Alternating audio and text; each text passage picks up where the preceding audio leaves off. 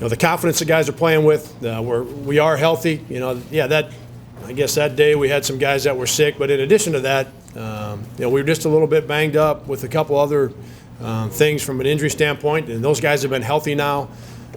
And then, Wyatt, Clint, Bennett, those guys have got another month under their belt, and they're playing good basketball. They've got a lot of confidence. So now our group has been, we've had 7, 8 guys that have played pretty well together for a stretch now, and that's very different from the, going into that game and that stretch of games. Their backcourt is very good with Devontae Brown and Brenton Scott and Christian Smith. You got 3 guys that 2 of them been around for a long time, and then Brenton Scott, who scored a bunch of points against us the first time.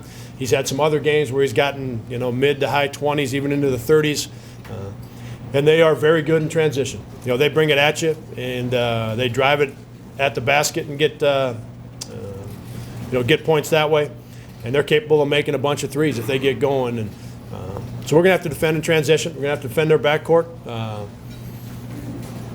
And they're playing enough guys now. I watched the game yesterday, Garen. They're playing enough guys now where they've got some depth and some different guys that can do some things. So, but it starts with their backcourt. Those guys are very good players, and they are experienced and very capable against anybody. Okay, we'll see you Wednesday. If it works out for you, or you can spread the word to try to get there early, as we always do, our senior stuff is ahead of the buzzer, like the 10-minute mark on the clock going down. So at 10 to 7, or even a little before that, by a quarter to 7, they'll be getting ready for it.